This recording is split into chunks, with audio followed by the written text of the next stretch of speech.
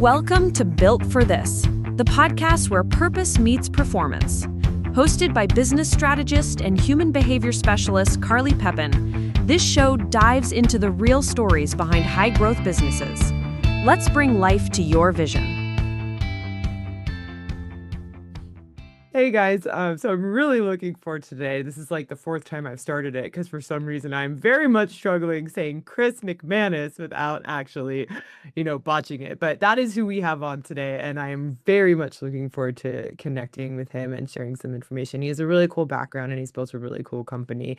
He founded GC Landscaping Inc., and he's grown it into a multi-million-dollar landscaping company within 6 years.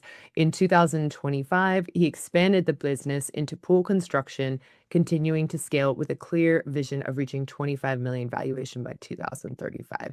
So welcome, Chris. It's really great to have you. Yeah, Carly, excited to be here. Excited we can finally get this scheduled and get it going. Looking forward to it. Yeah, me too. So tell me a little bit and the audience about your company, just so they have an idea of kind of what we're talking about, what that looks like. Yeah. So we'll do kind of a quick little 30-second intro. So I raced, kind of semi-professional motocross growing up.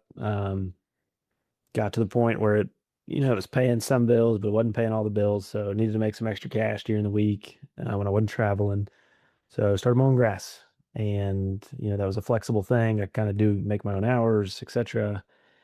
And in about 2018, 2019, um, business was starting to pick up and racing just wasn't really going anywhere. So threw in the towel on racing and just kind of took all that energy and that drive and that focus and started pouring it into the business. And here we are. Awesome. And what exactly does your business do today? So we call ourselves a full service landscaping company. So we offer everything from lawn maintenance, shrub pruning, mulch, all the way to the other end of that is, putting in that $500,000 pool, outdoor kitchen, retaining walls, fire pits, irrigation, pretty much kind of everything in that world. Hmm. And yeah, I'm kind of going from there. Awesome. I'm curious too, because when you guys do the landscaping, are you also doing landscaping design and like pool design as well? So is that sort of all encompassed in the company? It is. So we do the pool design in-house, and we do some light landscape design in-house. If it kind of gets to where it's a larger scale project, we have some really good subcontractor designers that will then bring in, introduce to the client, and let them work. I would love to get to a point, where we've got some landscape architects on staff. But for right now, we just sub those out, if it gets really crazy. On the smaller projects, we'll just design ourselves, just sketch and some drawings and stuff like that. And that'll normally suffice. Yeah, that's very cool. I love that. So you guys really are almost a start to finish sort of dynamic and then a maintenance. So we have a lot of customers who we've serviced for years and years that, we were there when they built their house. We did the final grade and we put their irrigation in and their grass and their plants and their patios. And over the years now we've added more plants and we've mowed the lawns and fertilized and still able to work for them. So that's a cool part of the journey. That's really cool. And what would you say the scale of service is now? Like how many clients would you say you serve? How many full-time like landscapers do you have, contractors, that different dynamic? So right now, I think we have around 20 odd people on staff currently. Um, as far as reoccurring customers, they're like in lawn maintenance, we're probably right around 100, maybe a little over. And then as far as just customers that we'll touch at various points of the year, we're probably, I'd say the 300 to 500 range, probably. Awesome. That's cool. And Yeah. when you first started, you were just doing landscaping yourself, right? So technically you were a landscaper. Mhm. Show us a little bit of how you created this dynamic from going from being a landscaper to managing like this many clients, this many employees to present day. Man, it was the school of hard knocks. I mean, it was just, throwing myself into the fire. It kind of got to where, okay, I'm really busy, so I'm gonna hire some help. And then it got to, man, now we're really busy. I'm gonna hire some more help. And it's like, okay, now I need somebody to run this crew and then this crew and then this crew. Um, and it's kind of, I live by this and it bites me in the ass, but I'm a firm believer in biting off more than you can chew and then figure it out. And that is the last 10 years of my life, if not longer, that's pretty much been my mantra. Yep. Awesome. And So, even when you bite off more than you can chew, like give us a great example of where that occurred and what you did to structure it, systematize it, solve that problem. so probably the first example that comes to mind is about 3 years ago, we acquired a local competitor, another landscaping company. The gentleman was ready to exit, ready to retire. At the time, I think we were doing low seven figures in revenue, and he was doing about the same. We were pretty comparable size companies. So basically, when we signed the deal, we went from a 7-person company or 8-person company, maybe, doing, like I said, low seven figures to doubling overnight to now a 15-person company doing mid seven figures. And wow, that was a learning curve.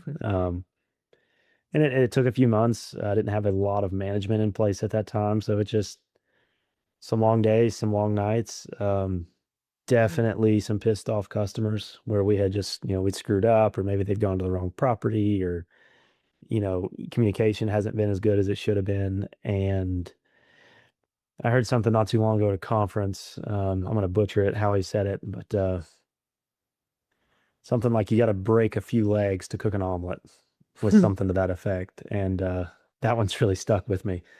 So it's kind of just, setting a goal of, hey, let's make progress today. We're not going to be Yeah. perfect, but let's make some progress. Because I'm a bit of a perfectionist, especially when it comes to the work we're performing. It's got our name on it. I want it to be perfect. I want it to be the best there is. And when you're growing and scaling a company, you're not going to be perfect. Yeah. Not if you want to do it at any sort of fast pace.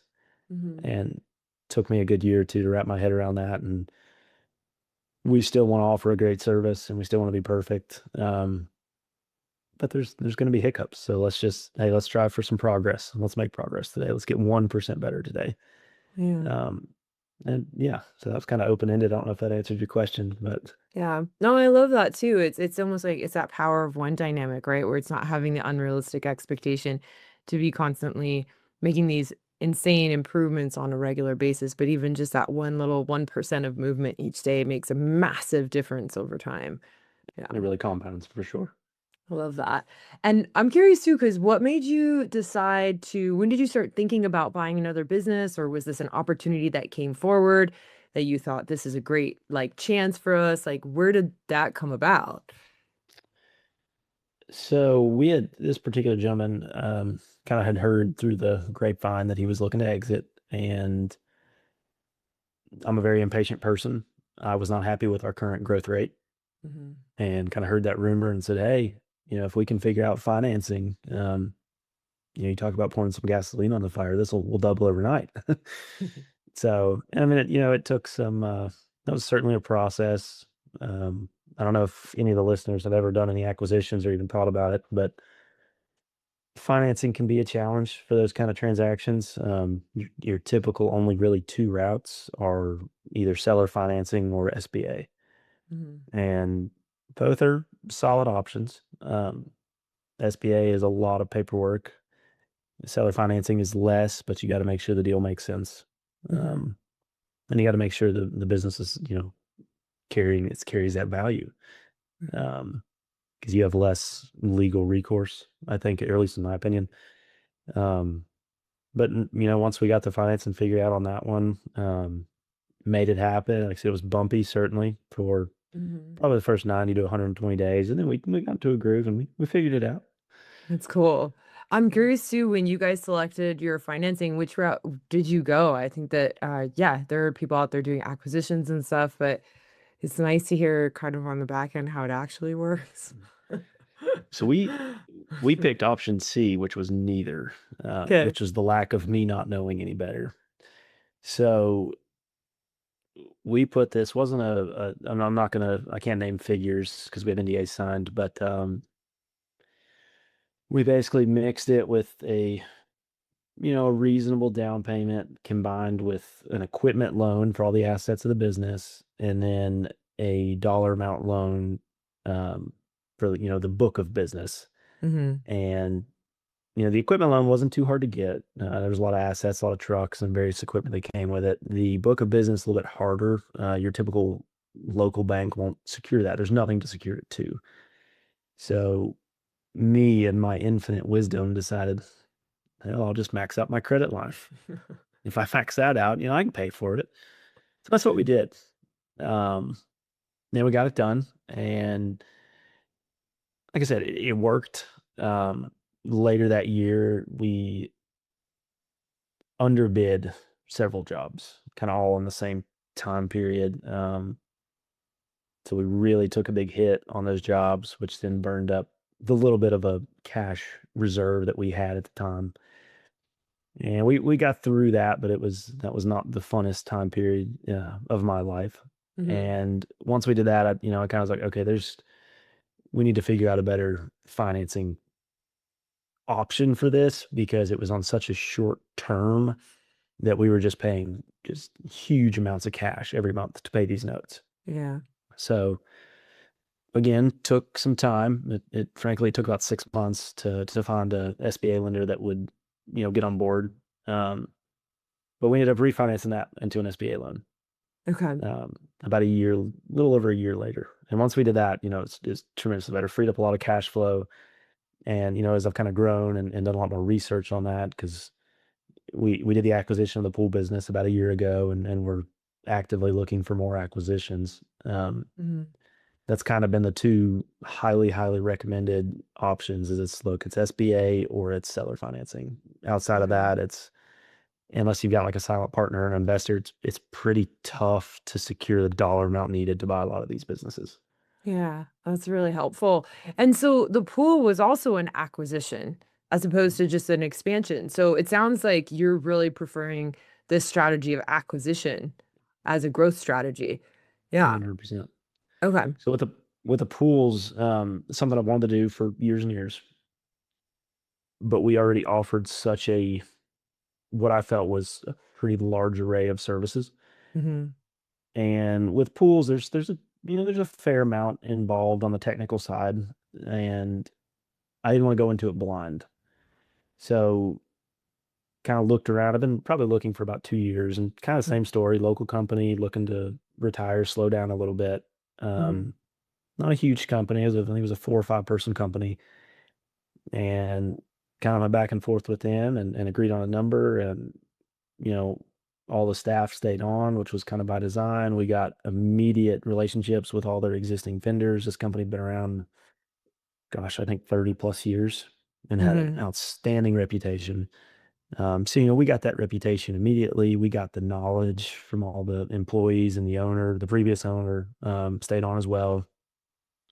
So we kind of had a leg up on everybody, because we went into it already having the knowledge on staff and having the vendor relationships that came along with, a business that's been around for 30 plus years, and of course the reputation. Um, and that particular deal was seller financing. And I think the acquisitions are not for everybody, but I think if you're a business that is looking to scale and looking to scale with any sort of speed, depends on the market, depends on the trade, the service, but I mean, I think it's a no-brainer. Mm-hmm. I really do, because I mean, you've got it. If I've had people tell me before, well, you could have took all that marketing or all that money, excuse me, and poured it into your marketing. Mm-hmm. Yeah, absolutely. That doesn't buy me the experience that comes with this company. That doesn't buy me their reputation. So yeah, we might get a decent ROI, but I can get the same thing plus all the added benefits of the experience and the relationships. And like that particular one came with some real estate, which was great. So we've been able to keep a retail store open for pool service and chemicals as well. So that's kind of been a cool little add on this year. Yeah, amazing. And it's also, you have that individual who, they stayed on. So it's like you're also getting like the mentorship from the person directly, just being like, that's Absolutely. Yeah. how you do it. Yeah. Yeah. That's Very and that has helpful. been phenomenal. Yeah. And that's not going to be every transaction. Most of these No. businesses at that point, when they want to exit, they want to exit. They want to be done. Yeah. This particular person just has such a passion for the industry. They were really just looking for somebody kind of to pass the torch on to as they aged out, and they've been great. Well, that's really cool. Let's go back to when you acquired the landscaping company, because that one sounds like it was a little bit more of a tricky transition. I think you said it took about like, what was it, 60, 90 days to really start to get settled in. So tell us a little bit about when you're making these acquisitions. The first time, I'm sure it was a little bit of a wild card shit show, probably. A little Um, bit. what did you learn that you're actually like now able to apply about taking a company and bringing it under your umbrella? Probably the biggest thing was you've got to have a really good system in place for onboarding just right out of the Mhm. gate. Like for us, onboarding 8 people at once, getting payroll set up, getting direct deposit set up, getting their, employee handbook signed, uniforms, um, just having a good solid foundation. That was something due to me not knowing him better, we've done backwards. We've grown into a multi-million-dollar company, and then we kind of got to a point where we were plateauing, and it was because we didn't have the systems in place. We didn't have a foundation. We didn't even have the management team in place, Mhm. to be honest. Um, so that's probably the biggest thing is make sure you are set up and have a good solid system that isn't going to explode when you add that many more people to it. From an onboarding perspective, uniforms, training, basically all the back end admin work, make Mhm. sure that's there and ready prior to the acquisition. We'll save a lot of headache there. And then, of course, again, and this depends on the business, but you've got to make sure you have the physical infrastructure. I think that's something I've seen people miss. Again, depending on what it is, but I mean, you got to make sure your parking lot can accommodate those many extra employee vehicles. You got to make sure Mhm. you have enough trucks to seat these people. And we actually had, for the first month or two, I was dropping guys off at job sites and then Mhm. leaving because we didn't have enough trucks. So it's like, okay, well, we're gonna figure this out. So I'm gonna drop you off, and then I'm gonna come pick you up, and we're gonna drop you off. And it was a shit show. I mean, there's no Yeah. way to sugarcoat that. But I think just I don't want to say I rushed it, but I think I could have hugely benefited to kind of taking a step back, getting out of the weeds, looking at it from a higher viewpoint, and just like, okay, I need to make sure this is in place, this is in place, this is in place, this is in place. And that's not something I did with that acquisition. Now you Mhm. better believe the second one, I made sure all that was in place. That's awesome. That's awesome.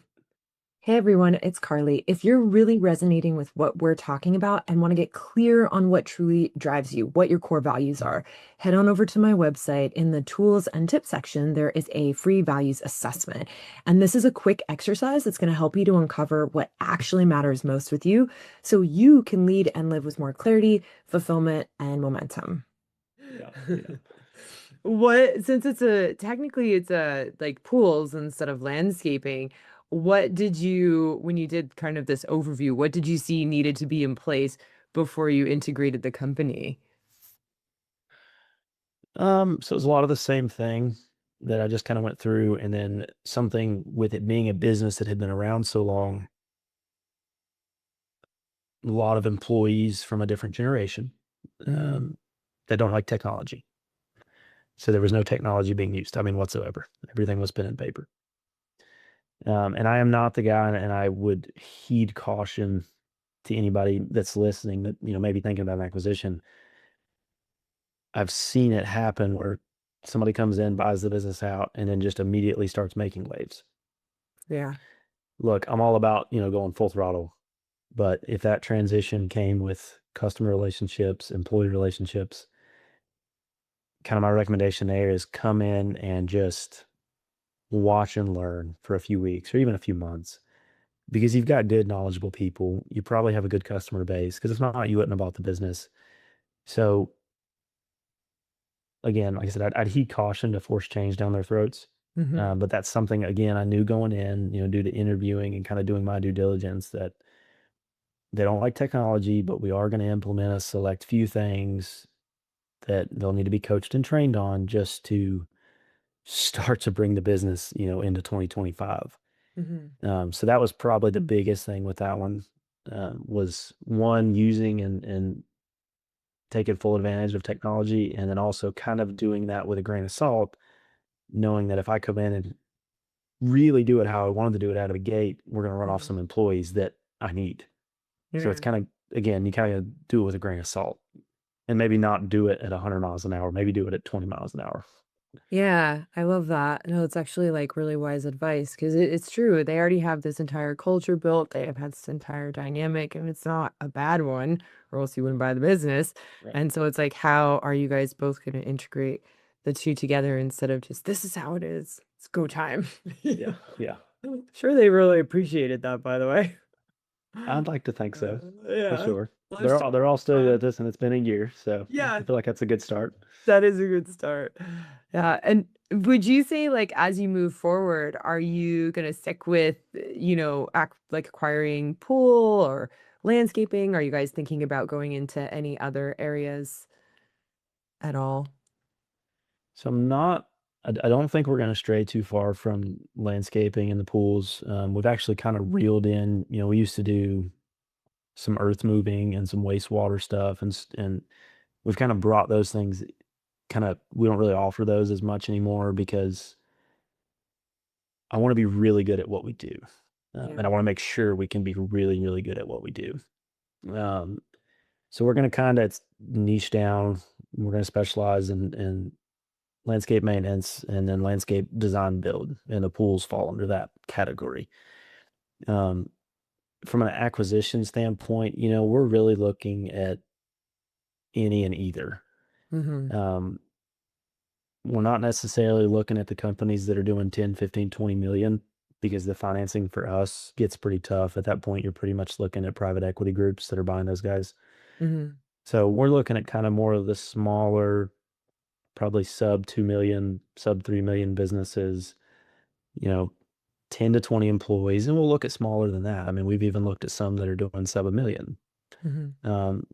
But just kind of, again, not rushing it, taking the time, making sure it's going to be a culture fit, making sure they're already serving our ideal customer.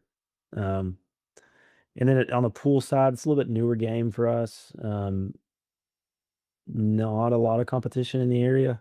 And the competition that is there, yeah, I mean, I would 100%, look into an acquisition with them, or even a partnership if that was something they were interested in. And we just kind of hadn't quite got to that point yet. We're just now, I feel like, getting our legs under us with it. So maybe 2026. Yeah, it's coming. Yeah.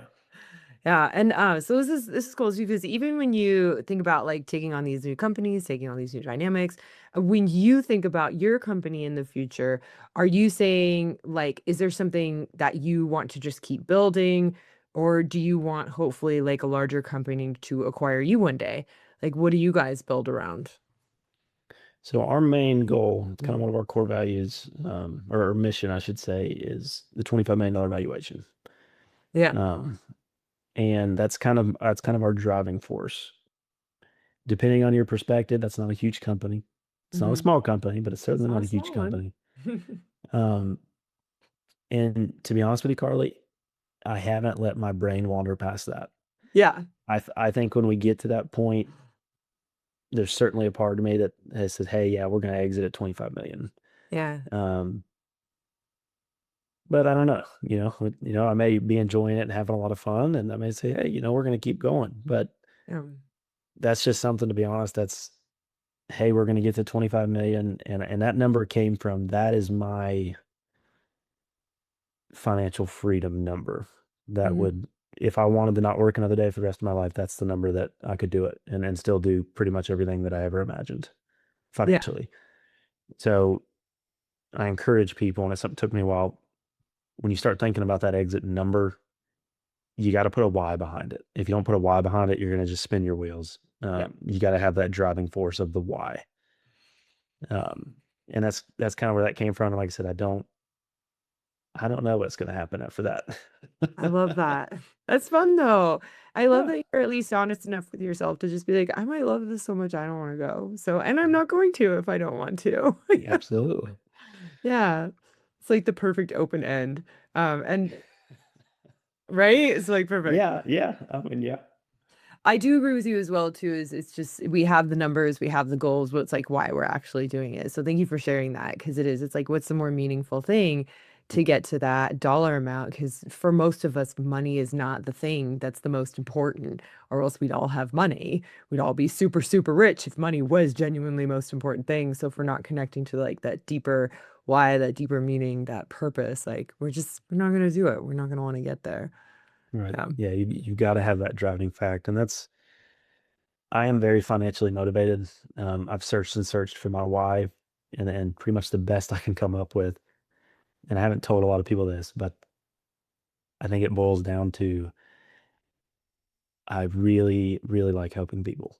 Yeah. And if I can get to that number, I feel like I can help those people, whether that's, Mm, spiritually, physically, financially, I could do all the above. Um, yeah. so that's my personal driver, I should say. I love that. I love that. I think that's cool.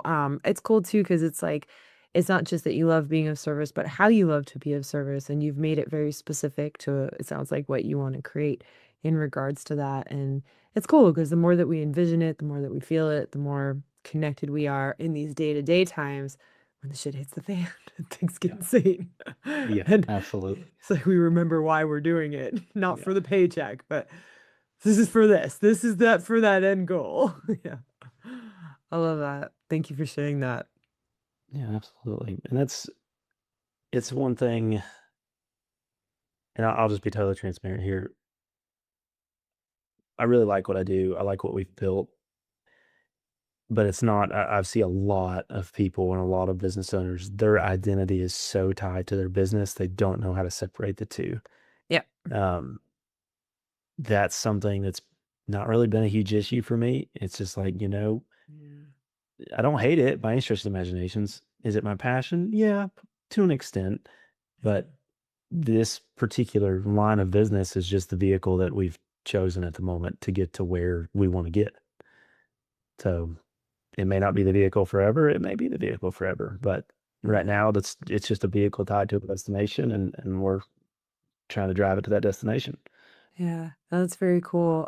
It's interesting because it's a lot of marketing strategy that I see from time to time, where individuals, business owners, executives, and stuff, they're kind of training them to act a certain way, be a certain way, in the sense of like we want to put on this persona. This is how you're meant to look. If you want to be a thought leader, like it should look like XYZ kind of dynamic, and like we're supposed to. I remember just being trained by someone trying to train me into this. It was very well known and has all this and just telling me like even looking a certain way and keeping my look cohesive and I'm like, bro, oh, this is not gonna how I change my hair all the time. I want to wear a different outfit all the time. Yeah, everything's different all the time because I'm different all the time. Like everything changes. And it's interesting because it's like when we get stuck in that, we don't feel that good either. And so, yeah, it's like kind of letting all the life and the business ebb and flow with you as opposed to just like, this is who I am. This is what I am. This is where I'm Yeah. stuck. Yeah. Yeah. And I'd be lying if I didn't say I have those days and those moments. I mean, you kind of get Right. so far down in the weeds where you just can't even see past tomorrow. It is so important to just, and I'm preaching, I'm calling the kettle black here. Yeah. It is so important to get up out of the weeds and try to look at it from an outside perspective. Yeah. And I'm very fortunate. I've got a lot of friends and associates that I can call that are business owners, of course. And hey, we're having this problem. What do you think we should do? And I've already got all the why I can't do that's lined up, like Yeah. and all the defenses lined up. And they're like, well, no, just do this and this, and I'll fix it. Yeah. And it's just like, wow. Thank you. But yeah, it's that simple. But I was so far down in the weeds that Yeah. I couldn't see that. I had my blinders on and I couldn't see that. Um, so I think that's crucial for all business owners is you've got to have a circle. Um, I Yeah. was really fortunate. A lot of my friends, a lot of people I grew up with kind of evolved into business owners and most of them have been fairly successful. So I was kind of just, it was a natural fit already to have that circle. But I Yeah. think speaking to people that may not, this is hard for me. I'm not the most social person ever, but you got to get out and network. You have to. And if it Yeah. takes, a couple shots of bourbon or whatever you drink to kind of loosen up a little bit, you've got to go out and network, meet people, make friends, Yeah. go to your local chamber of commerce. I mean, anything, even if it's the coffee shop that all the wealthy people are going to, go Something. there, talk to people. And Yeah.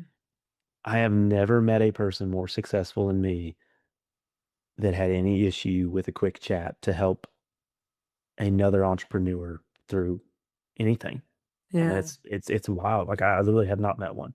If they're Yeah. doing better than me, they're happy to help. Yeah. Well, it's funny because it's like it's that same dynamic where it's like someone helped us at one point, and then we have someone and they have a quick question, and you're like, whatever, it's fine. Like, let's just go through it right now. Let's just help you out. This is easy. I can help you with this. And you do it, and it does feel fulfilling. It almost feels like you yourself get to pass on the torch and assist someone else. So, and it's funny. I get what you're saying though too, because there was a time when I was like, I don't want to bother anyone. I don't want to like bug Mhm. them or distract them. But now it's like, now that I realize I love doing that and how fulfilling it is, I'm like, oh, they're fine. Like, I'm not bothering it. They're fine. Okay. I'll take a moment from them. They're good to go. They'll call me later. Like, we're good to go. Everything's fine. And I get to do it for someone else. And I think people discount how much individuals appreciate passing on knowledge and wisdom. They forget too, kids, as kids, we often don't take our parents' knowledge and wisdom. So you might be talking to like one of the most successful people in the world, and their kids don't listen to them. And then you come and you're just enthralled and you're so engaged. And then I've had this before. There's an architect I was talking to. He's like, I love having a conversation with you. My kids won't talk to me like this. They have no interest in what I do. And I was like, sounds about right. Yeah. Yeah, that's a good Yeah. point. I haven't Right. thought about it like that, but yeah, that's a great point. Not everyone listens to us. Yeah, nice to have Uh, somebody paying attention, and that's a great point. You got the parents who are just wildly successful, and then they've got the teenagers that could give two shits about their parents. So yeah, they just are appreciating somebody that wants to talk to them and actually wants to listen to them. So yeah, that's a great little nugget there. Oh, it's really funny. We forget that. So yeah, agree. Wherever you guys want to go out and meet people, it's like, what is your circle of influence? What does that look like? Who can you reach out to? Who reach out to you, right? Like, where are you even the influencer, where you get to be that person? And it's just like a really great way to help through the day to day and all the different dynamics, because a lot goes on in business. So much goes on. There's so much we don't know. It's just such a learning journey. Yeah, I love that. Every single day. Yeah. And I think this is cool too, because I remember when we had talked previously, you had mentioned that like you love to stand almost and look over things from like a 50,000 foot view, like it's a control board. Tell us a little bit more about that. Yeah, so that's one thing we've really worked on this year or 2025 as we kind of closed out 2024, a pretty solid year, solid growth. But it was becoming so obvious that we just lacked. We'd gotten to the point with the amount of people that we had working for us. Frankly, it was me. And then I had 20 odd people reporting to me. Um, so we just like I was kind of referencing earlier, we didn't have a foundation. We didn't have a management team. Yeah. And that was one thing that was kind of a main driver for 2025, especially with the acquisition of the pool company, knowing that that was going to tie up some of my time personally as we learned that industry. So we hired a general manager in the spring, and then we hired what we call a production manager, and then we hired what we call an account manager. And, basically all three of those roles just take a lot off of my plate. Hmm. And kind of what that's allowed me to do more that I should have been doing previously, and I probably could have, pressed fast forward on some of these learning curves, is kind of step back and actually act like a business owner instead of an Hmm. employee of the business and start to see like, okay, that system's not working. Okay, there's a hole in that system. Fix that. Okay, this is an issue now. Or I went out of town. This just happened the other month. I went out of town and we had some miscommunication while I was gone. And okay, great. So let's fix that so that never happen again. And I was reading a book, and this was just been a few months ago. is talking about a business owner about exiting, and the last 3 years before he exited, he would schedule a week of vacation every single month. Mm-hmm. And he would leave that week, turn his phone off, do whatever, enjoy his vacation. And then when he came home, he would make a list of everything that fucked up while he was gone. Such a fun idea. I love Yeah, it's that. like, it's Yeah. genius. And it's like, it's such a simple concept. Never thought about it. So instead Yeah. of coming home, off of whatever, a beach trip, an island, Caribbean, whatever you do, and now being overwhelmed because you've got a mountain of work in front of you, you got to go back and clean up the week before. It's like, well, instead of having an attitude, like, no, let's go into it. Okay, this went wrong, this went wrong, this went wrong, this system failed, this system failed. Let's fix it. Yeah. Let's fix it quick. I mean, it's not a big deal. Let's clean this up. We'll change this protocol and do this and that. And then, the good news is in a month, I get to go on another vacation. Shit's gonna hit the fan again, and I'm gonna figure it out, and this is the way I Yeah. want to pull it up. And I I'm love developing that. my business. You actually really do develop your business. It's actually really cool. Yeah. So Um, that was a cool little nugget. And I don't think I'm at that point. I'm a little too much of a control freak. yeah, To take a week off every month, but definitely something I'm gonna look into this year. Maybe add a couple more vacations. a little bit more time and see what happens. Yeah. Yeah, Well, absolutely. I think what's cool too is I have a client like this. In the beginning, he really struggled sort of letting the shit hit the fan, but he's way better at it now. And only because the more that he did it and the more that he just allowed everyone to make mistakes and let go of the wheel, the more that he also saw that they were fixing things as well. They started to step in and fix things more. They started to step in and take on their own leadership. They were actually progressing and trying harder as leaders to sort the problem out themselves. And then he would go in and just kind of fix the little bits and pieces that maybe they couldn't see because they were in the problem, right? Like you said, it's like he comes in as that mentor, sees it in like the overview and says, okay, these are just like the final little pieces to create. Let's put in a system, let's put in a process. And that was really helpful. So I love what you're saying and totally agree. And it gets easier as you start to realize like there's people who want to step up and they will step up when you go away. Gives them like a chance. Yeah. But you Mhm. gotta give them a little rope. Yeah. You've got to. I've seen so many business owners that just have such a short leash, and it's like, man, yeah, it's probably gonna be a little expensive, and yeah, Yeah. you're probably gonna have to smooth things over with that customer or that client. But if not, you're never gonna develop people. Yeah. You have to, and that is, I'm not worried about my customers, to be honest. I'm worried about my people. If my people are doing right and they're happy and I'm taking care of them, customers, they're gonna take care of my customers. I don't even have to worry about that. Yeah. My focus is my people. Yeah. And this is kind of the little, I'm going to go back a little bit. So we were talking, just talking about like systems and procedures. So I would go to various conferences and meet with different consultants, and everybody's talking about systems and procedures and standard operating practices and all this stuff. I mean, I don't think it even matters what industry you're in, Carly. Please, please, please, please get on ChatGPT, get on Grok, get on Gemini. We had struggled, or me, I say we, I say me, I have struggled with installing incentive plans for my management team, Yeah. and even our field guys, just figuring out, what percentages, figuring out, okay, then how do we track it? And then, okay, who's tracking it? Okay, then Yeah. who's watching him? And then how, so it's just like, I just could never get over that hump. And I mean, that's something I've been fighting for 2 years. Um, and a while back, this past year, the company came out with a landscaping version of an AI system. The guy had owned a very successful business that exited, and he had took all the data and information from that company and all his customers and was able to put it into this AI system.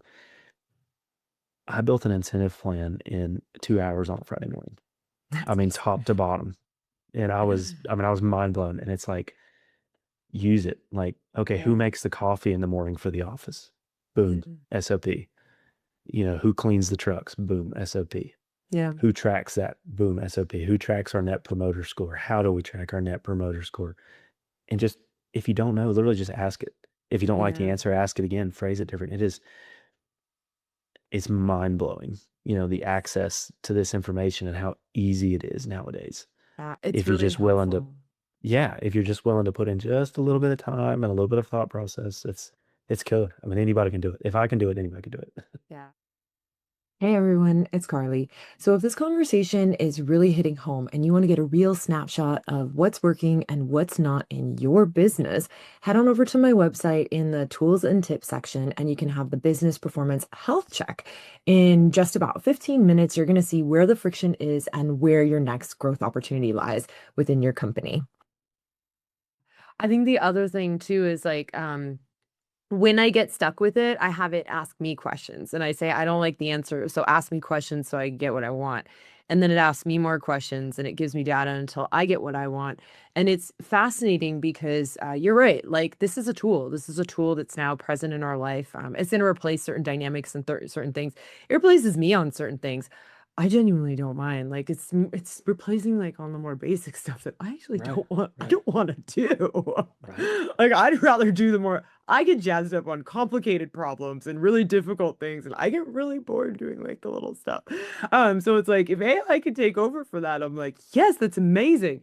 And I think we forget that is it's going to take all these smaller tasks and kind of these little things that we might get hung up on and make it so much easier. So how do we even utilize that as part of our SOP? How do we integrate it into our company? How do we integrate it into what we do? And what is that specific way that it'll add the most value? Sometimes it's customer facing, sometimes it's employee facing, right? But AI is like a cool landscape that has come forward. I think everyone's really starting to get the hang of how do you utilize it like more wisely, and like the buzz is going away a little bit, but in a good way, in a good way. Yeah. And I think it depends on what area and what industry, but I think a lot of blue collar trades, it's a lot of baby boomers in the industry. Yeah. And again, it's that, oh, technology's bad. We don't like technology. And frankly, that's fine. It just makes it easier for me to go take it. Yeah. But like I said, You're that's not just, wrong. yeah. I mean, I don't, and it's just business. But yeah, I'm going to take advantage of every tool that I've got on this tool belt. Yeah, And it's that's a big one. amazing. Yeah, and it is for those of you listening who are like, I don't want to deal with it, like find the person in your company who loves dealing with it. Yeah, 100%. Just to stay ahead of the game. Yeah, the technological advance. Yeah, no, that's cool. And as you're making adjustments in the company, right? So we have this overview, we get to look at the company, we get to see all the little things that are going on. When do you start to make those little micro adjustments? How do you define which ones would make like a real impact on your company versus which one might just be noise and not a priority right now? Honestly, Carly's every day. Um, every day there's something new. I've gotten to the point if it's a recurring issue, it's not happening more than twice, and we're fixing it. Yep. We're remedying that issue.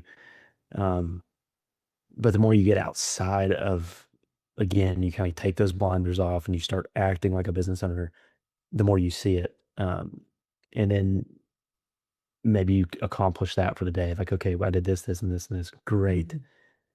Let's put some time into marketing. Let's put some time into social branding or social proof. Because that's something that frankly I thought I wanted nothing to do with social media. Personally, I still don't even have a TikTok account or with X or Twitter. Um, don't hardly ever get on, Facebook or Instagram. It's just not me. Never has been. Not that I don't like it. I just don't get on it. I'm too busy. And that's something like I should have done it years ago. I had people telling me to do it years ago. So that's a push. Okay, whether I like it or not, that's where a lot of our leads and brand recognition is going to come from. Mhm. So we really need to step our game up. So that's really like for the end of 2025 and especially on 2026, that's become a much higher priority for me. Just to put, I've got written down over here 5 hours a week into social proof. Like before we got on this call, I think I scheduled 9 podcasts Yeah. for the next week. So that's like, okay, we're going to start knocking them out. We're going to start growing up. We're going to put some time into it. And yeah, and that's just kind of a big part of it. And I think really any business, at least in my experience, you're always going to be course correcting. You're always going to be kind of, okay, this wasn't the right move, so let's fix it. This was in a John Maxwell book. I'm blanking on the name of it, but it's the 3 F's. It's fail, forward, fast. Mm-hmm. And it just, yeah, that just boils down to try things, try things, try things. Okay, this one didn't work. Oh, this one went really bad. No big deal. Fix it quick, move on, try something else. And just constantly innovating.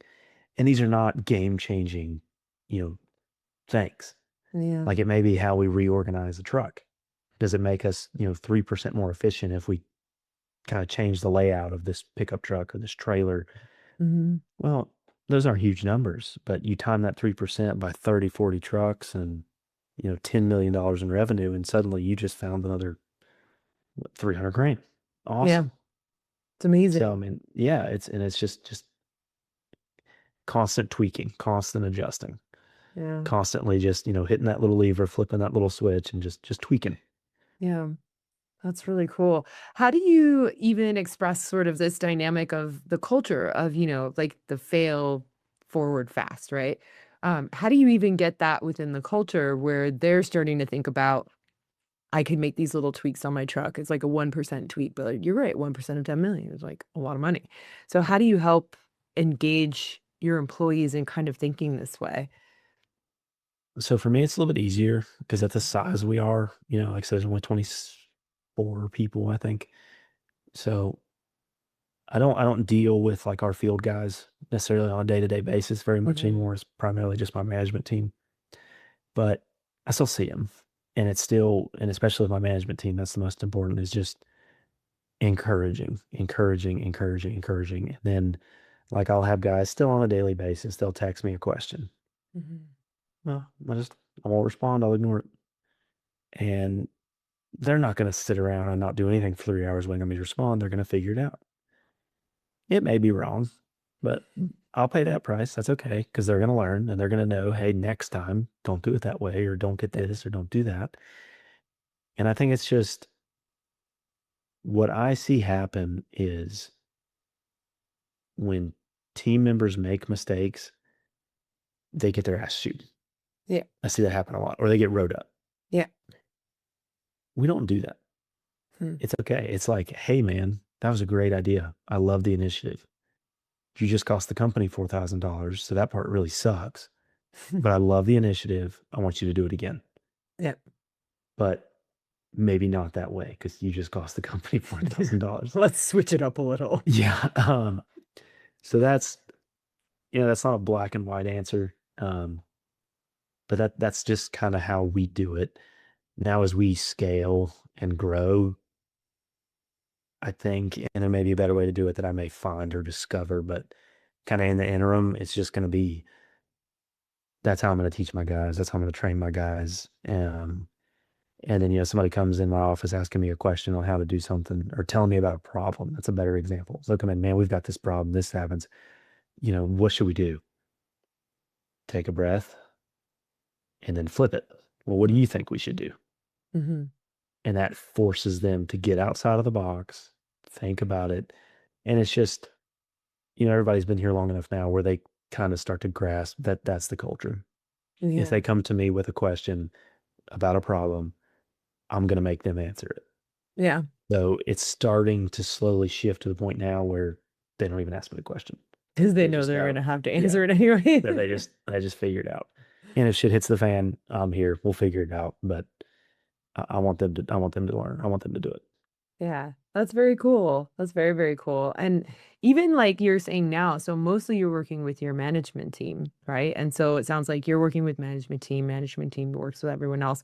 How do you guys make sure to stay in communication so you're up to date on everything that's happening that's important for you to know on the ground?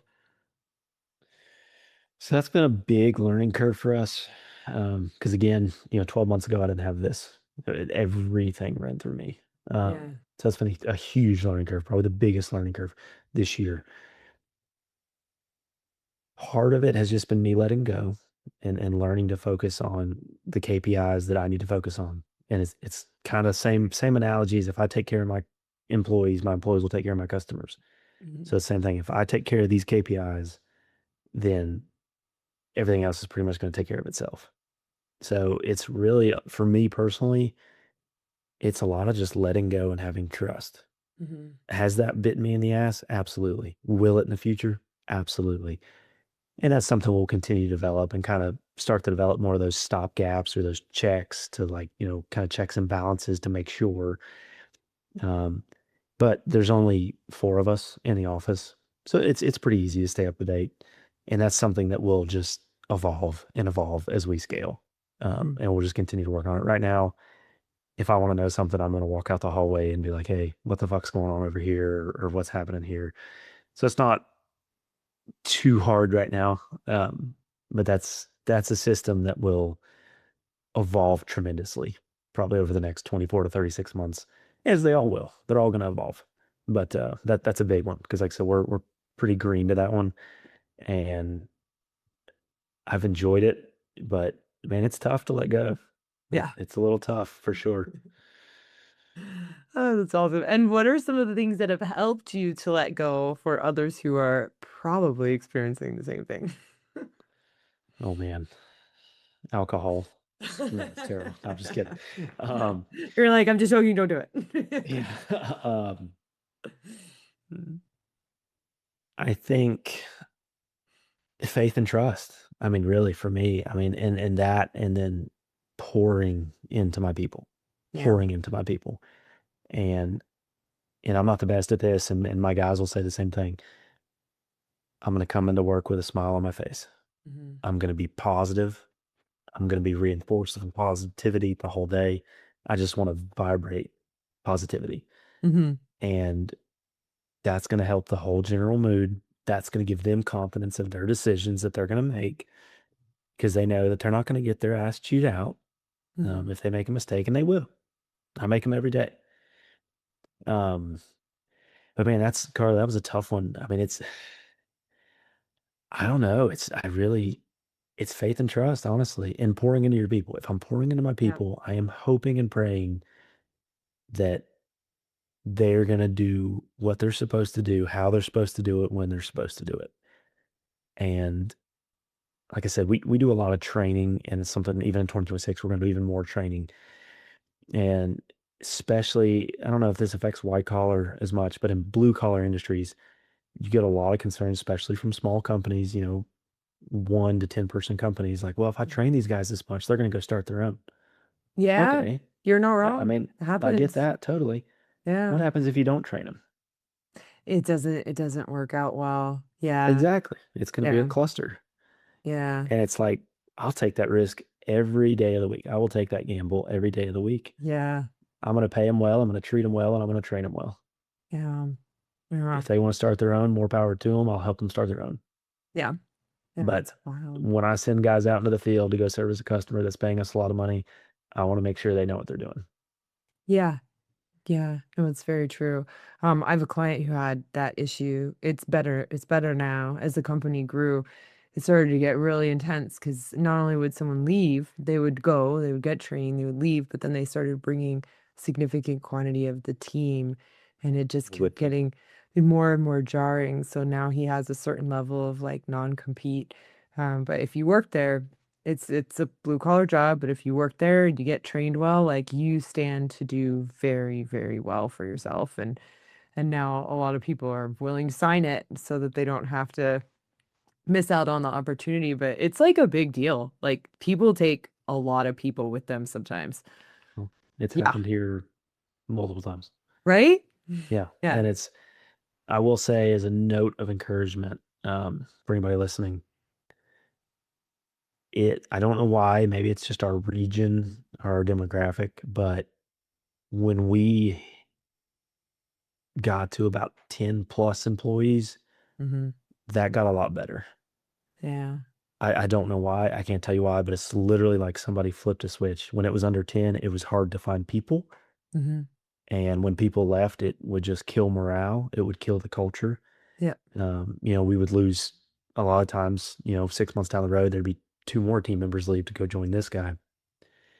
And it's happened a lot of times. They'll go join them. And then 12 months down the road, when that business is, chapter 11 or bankrupt or closed down because whoever that person was figured out, hey, this is a little bit harder than I thought. Yeah, it always is. Yeah. A lot of them didn't Um, work out for my other client right, either. They came right, back. Yeah. right. And a lot of time we'll hire them back. I'm not Um, harboring a grudge. You know, if they're they're good people, we'll same. hire them back. Yeah. Um, but it's just again, Carl, you got to roll with the punches, Yeah. and there's going to be a lot of punches. Yeah. But for us, like I said, maybe it's just the region, but once we kind of got into double-digit employees, Mhm. that concern of can I get people? Can I get good people? Where am I going to find these people? It got a lot easier. I think Yeah. it just got to the point it was established enough where somebody coming on board was like, hey, this is actually like a legitimate little business this guy's got going on. Yeah. Where they don't feel like they're jumping from one small business to another small business. They're like, I'm going to stay at the legitimate one. Yeah. Right. Exactly. Yeah. They don't So want to take the risk. anybody that's, fighting that issue, hopefully, fight the fight, get to that point, and it does get a little easier. Yeah. That's really great advice. Thank you. Well, Absolutely. thank you so much for coming today. This is a really cool conversation. I think people are really going to enjoy it. And let the listeners know where they can find you. Yeah. Yeah. So Instagram is probably my big personal one. That's Chris McManus 151. And then for the business, it is Facebook, Instagram, TikTok. They're all GC Landscaping Inc. INC. And we're pushing hard on all three of those, especially this year. So yeah, check it out. The office does a great job. They put some really cool stuff and some really funny stuff. So check that stuff out. My personal page is not anything good, but working on it, trying to improve it. Yeah, you promised for 2026 it would get better. Yes, ma'am. Absolutely. So that's a goal for sure. That's awesome. Yeah, thank you so much. I'll put all that in the show notes too for those of you who are listening. And yeah, if you liked the information, if you found it helpful, liked it, and feel free to share it with someone who you think would really be inspired by this as well. Again, thank you so much, Chris, for coming. This is a really cool conversation, and I had a blast. So thank you. Absolutely, Carly. Thank you. And we'll talk to you soon. Really appreciate being on.